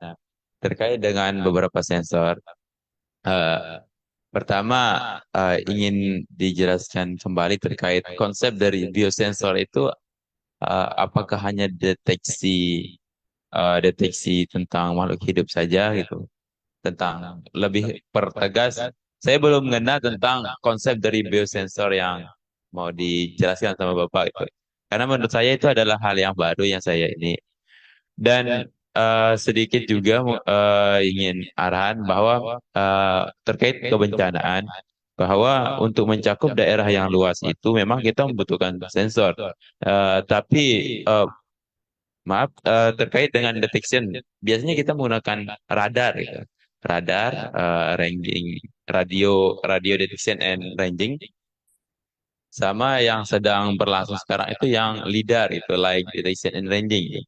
Tapi kendala kita itu datanya itu kita ambil dari data satelit. Yang tentu saja kendala kita itu di resolusi, Pak. Nah, untuk mendeteksi sebuah pergerakan tanah atau kejadian banjir, untuk mendapatkan data yang benar-benar in situ dan lokal itu, kalau menggunakan data satelit itu, kita benar-benar kesulitan gitu, dalam pengolahan. Space-nya, resolusinya masih terlalu tinggi gitu. Kira-kira ada nggak konsep yang mungkin memberikan sebuah eh, apa gagasan gitu Pak, terkait dengan bagaimana membuat sebuah detection atau ada solusi bagaimana mendeteksi deteksi deteksi terkait dengan pergerakan-pergerakan di lingkungan bumi, tapi dalam cakupan yang luas dan bisa real time dan tentu dalam jangka waktu yang sangat lama. Karena kan biasanya dalam kebencanaan itu kita harus butuh data yang lama gitu, Pak. Atau mungkin bisa memberikan kita akses kemana informasi atau data-data dari yang biasa yang Bapak gunakan untuk dijadikan sebagai pengambilan datanya. Maksudnya itu eh, ke instansi atau website mana yang mana kita ngambil data seperti itu gitu, Pak. Selain sebelum di lain kita yang mengembangkan sendiri. Dan apakah memungkinkan gitu, Pak? Terima kasih. Baik ya, kalau biosensors ini mendapat definisinya adalah sensor atau device yang mengubah proses biologi menjadi besaran listrik. Nah, yang kita pergunakan itu kan living cell, sel hidup. Kita tidak langsung ya, artinya tidak langsung vitalitas atau pengamatan biologi tadi menjadi besaran listrik. Harus kita punya semacam penyangganya. Nah, kita mempergunakan apa yang disebut dengan CLAR sensor. Sensor CLAR itu mendeteksi konsentrasi oksigen yang ada di udara, di air, di dalam cairan. Sekarang kan ada juga oksigennya kan? Kita kan ngirim oksigen. Ini oksigen yang luar. Yang dideteksinya adalah oksigen terlarut, dissolve oksigen. Terus apa kaitannya dengan biologinya tadi? Kita mempergunakan green alga. Green alga ini ditumbuhkan di dalam chamber yang di bawahnya terhadap CLAR sensor tadi. Jadi kita tumbuhkan di situ, kemudian kita bikin dia di situ hidup nyaman, dia akan produce oksigen. Oksigennya itu yang kita deteksi. Oh, berarti ini dalam keadaan baik. Kita bikin kalibrasinya. Kita kasih lampu supaya dia melakukan fotosintesis, kita kasih makanan terkontrol, kita kasih intensitas lampu terkontrol, lambdanya terkontrol, kita tahu tegangan di hasilnya segini. Terus kita coba bervariasi macam, katakanlah pengganggu, kita mendeteksi biosensor untuk mendeteksi herbisida. Herbisida ini kan turun ke air kan, untuk membunuh gulma dan segala macam, atau pestiside itu. Akibat dikasih herbisida, maka green alga itu menjadi tidak nyaman. Tidak nyaman dalam artian itu dia tidak tumbuh dengan baik dan tidak menghasilkan dissolved oksigen. Nah, kalau kita kontrol besarnya konsentrasi itu, kita juga bisa mendapatkan hasil DO yang terkontrol. Sehingga output tegangannya juga terkontrol. Jadi itu konsepnya, jadi kita tidak mendeteksi langsung. Kalau suhu, ini sensornya kena suhu, tegangannya muncul, itu langsung itu. Ini nggak langsung, seperti itu. Terus yang kedua masalah data tadi. Nah ini saya bilang sama Bu Teti tadi bahwa kita harusnya punya satelit ya, satelit orbit rendah. Karena kadang-kadang kalau kita mendapatkan data yang free itu resolusinya rendah. Beberapa teman yang bekerja di bidang pertanahan, kemudian survei, dia ada langganan itu. Ada langganan untuk mendapatkan data resolusi tinggi. Bisa di request. Cuma saya tidak pernah bekerja di sini. Saya tahu di situ dia sering cerita, kami beli data ini sekian ratus dolar untuk ini. Dan dipergunakan untuk pemetaan lahan. Gitu. Kalau yang free-free itu biasanya pokoknya dia ada, kan sering nggak ada kan? Misalnya software atau misalnya antivirus free. Nanti dibilangnya ini komputer terpapar ini katanya. Bayar sekian dolar setahun. Biasa kan pancingan itu. Nah, seperti itu ya. Jadi memang ada tempat atau semacam website yang menjual data untuk pemetaan seperti itu. Kita bisa mendapatkan data itu by request bahkan. Data. Oke? Ya, silakan.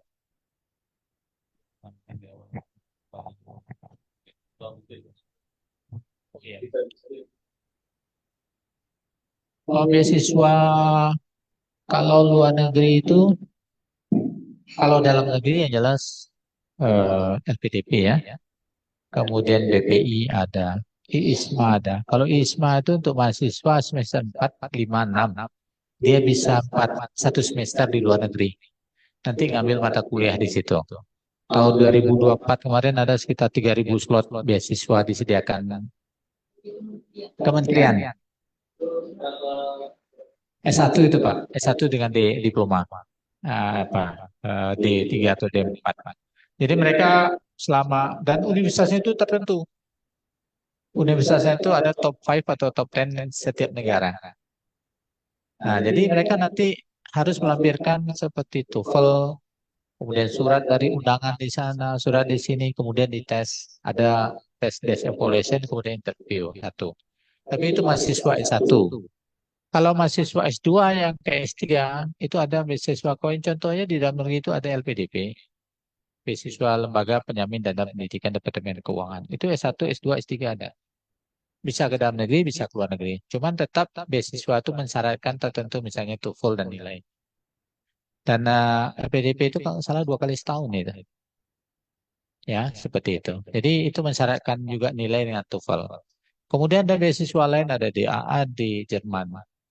Bu Teti dapat itu sama Pak Kosim. Kemudian tapi S1 nggak ada itu. S1, S1, S2 nggak ada. S2 ke S3 ada. Soalnya begini. Dulu saya ingat saya, kenapa hanya S3? Supaya nanti tidak susah penyetaraan. S1 di kita ini kalau pergi ke Jerman ini cuma tingkat 3. Diplom. Harus menyelesaikan lagi 3 tahun lagi. Jadi kalau bisa dari dalam negeri dulu selesai S1, kemudian S2 baru S3-nya ke sana. Kemudian Fulbright. Fulbright itu ada beasiswa S2, S3. Tapi tetap TOEFL dengan IELTS. Nah, seperti itu. Fulbright ada, AusAid ada. Sekarang yang saya banyak tuh lihat beasiswa itu Taiwan lah. Taiwan itu banyak sekarang dananya. Saya kemarin ke Taiwan, mereka menawarkan apa Bu Teti? Siapa mahasiswa yang mau melanjutkan S3 atau S2, S3 situ dan langsung kerja di lab. Sebelum dapat beasiswa TETO, beasiswa Taiwan itu, mereka dikasih dulu bantuan di lab sekitar 6 sampai 8 juta per bulan. Beasiswa TETO itu mungkin sekitar 13 jutaan lah. Dan banyak beasiswanya karena Taiwan tuh sekarang kejar-kejarnya bagi beasiswa itu. Saya ke Taiwan saya lihat sama dengan Singapura, majunya, bersihnya, tapi tidak semahal Singapura. Dan dia industri semikonduktornya dengan mekatroniknya sangat maju sekali. Taiwan, Taiwan seperti kayak gitu. Sekarang beasiswa gini, kalau saya melihat sejak adanya beasiswa PDP ini, yang luar negeri itu jadi menawarkan gitu.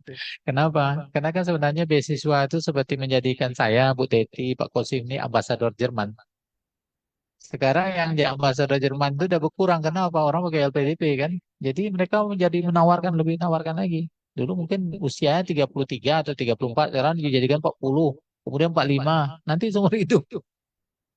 Ya seperti itu. Jadi kuncinya Pak kalau menyelesaikan sekarang statusnya Pak masih mahasiswa. Sudah punya pekerjaan di mana Pak?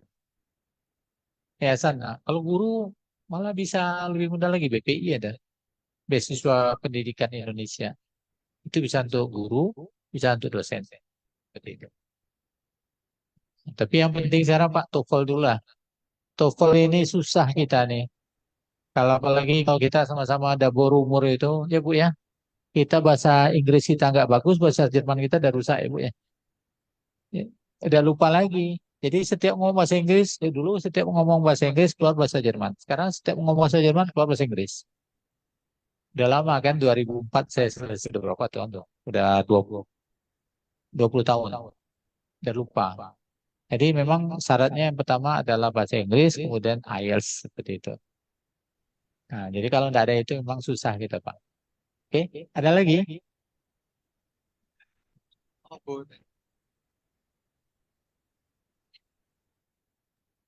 Tanya dari apa dengan UNRI sudah ada kerjasama belum gitu kan ini MMD TKS kan kami belum ada. Nanti mungkin sepulang Pak Lazuardi ke UNRI bisa apa ya ada prolog pembicaraan antara Universitas Mataram dengan UNRI. Kemudian nanti implementasinya kami berharap ada yang banyak ke mitigasi bencana gitu kerjasamanya ya termasuk tentu saja Prof. Lazuardi ya ke depan tuh dengan ilmu sensornya yang sangat paten ini ya kelihatannya ya banyak sekali kami perlu dibantu di sini ini untuk pengembangan early warning system. Kita kan kami di sini tuh visi prodi kami memitigasi bencana alam di wilayah kepulauan. Jadi banyak sekali spektrumnya ya termasuk katakanlah selain gempa ini ya kita juga ada gunung api kan di sini gunung api. Nah itu kan kayaknya relevan juga dengan kebakaran hutan gitu ya kan sama-sama mungkin sensornya tentang thermal gitu ya. Kami belum kembangkan itu. Nanti ke depan mungkin itu sangat perlu ya Pak Kosim ya kita lakukan mitigasi ke gunung apian. Kemudian tadi longsor udah disebut sama mahasiswa kami. Gitu.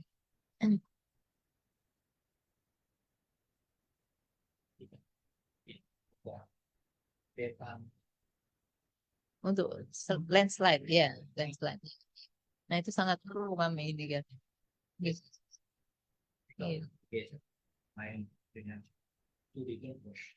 Iya. Karena kalau dari sisi tektonik ini kan memang selalu bergerak di Prof di sini itu. Jadi nggak sekedar dari hidrometeorologi sebetulnya apa kelongsoran ini kita juga menandai ada karena aktivitas subduksi juga mungkin ya. Bahkan kemarin peneliti BRIN itu juga udah mengatakan mungkin Rinjani itu kan kelihatan sekali berubah pucuknya ya. Kelongsorannya iya kerucutnya itu kayaknya nggak mungkin longsor yang biasa aja gitu tapi memang ada pengaruh tektonik di sini. Nah berarti tadi ya mitigasi ke arah itu memang kita sangat betul Prof. Nanti mohon ya bisa diarahkan kerjasama berikutnya ke sana. Kita aja Kosim. Oke, karena waktu udah setengah 12 nih, kita masih ada pertanyaan cukup kan? Oke. Karena tadi programnya sebenarnya sampai jam 11 lah, maksimum 11.15. Ini udah hampir setengah 12. Alhamdulillah kita ucapkan dan terima kasih banyak ke Pak Prof. Lajuardi dan juga kepada mungkin ada pemirsa yang ada di Zoom. Kita ucapkan terima kasih pula dan kita sama-sama bacakan hamdalah. Alhamdulillahirabbil alamin. Acara hari ini kita tutup. Dan saya ucapkan Assalamualaikum warahmatullahi wabarakatuh. Terima kasih Pak Prof. Mau foto bersama dulu nggak? Kita foto bersama dulu.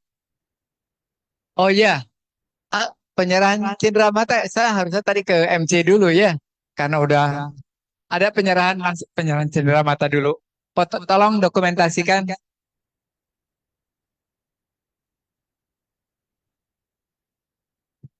Sebagai tanda bukti bahwa memang sudah melakukan Pak Prof ya. Oke.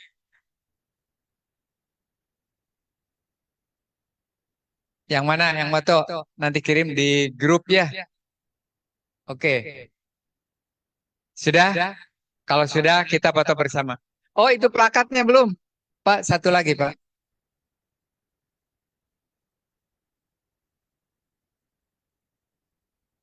Awas, copot. Di itu kan. Nah, gitu. Oke. Satu, satu, dua, tiga.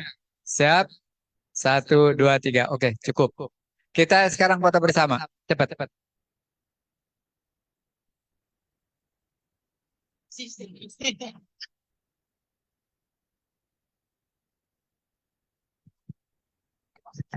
Ayo udah.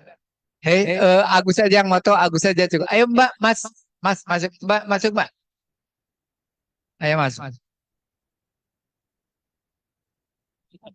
Jumat. Tapi di sini jam 12 mulai. Ah. Hah? Ah.